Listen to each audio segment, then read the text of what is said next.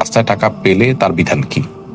রাস্তায় টাকা পেলে যদি টাকাটা খুব অল্প স্বল্প হয়, আপনি নিজে অভাবী হলে নিজে খেয়ে ফেলতে পারেন, ভোগ করতে পারেন। আর যদি নিজে অভাবী না হন, তাহলে কোনো গরিব মানুষকে আপনি দান করলেন, এটা করবেন। আর যদি টাকাটা অ্যামাউন্টটা গুরুত্বপূর্ণ হয়, বড় হয়, তাহলে সেক্ষেত্রে আপনি সেই টাকাটা নিজে যেমন ভোগ করতে পারেন।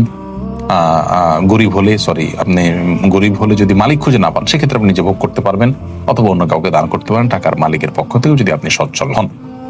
আর এটি করা যাবে তখন যদি আপনি টাকার মালিক খোঁজার জন্য আপ্রাণ চেষ্টা করে থাকেন, ঘোষণা দিয়ে বিভিন্ন ভাবে আপনি অপেক্ষা করে তারপরে আপনি যদি দান করেন। এক্ষেত্রে অবশ্যই একটা বেশ ইন্টারেস্টিং মাসআলা আছে, সেটা হলো যদি আপনি দান করে থাকেন তাহলে তারপরে মালিক খুঁজে পাইছেন অনেক পরে, তাহলে সেক্ষেত্রে আপনার মালিককে টাকাটা ফেরত দিতে হবে অনেক ফকিদের মতে।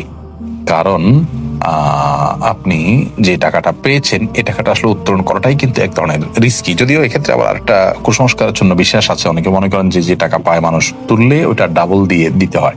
এগুলো আসলে আমাদের সমাজে মানুষের আপনার বানানো বিভিন্ন কুসংস্কারের জন্য বিশ্বাস, যাতে করে কেউ কুড়িয়ে পাওয়া টাকা তছরূপ না করে।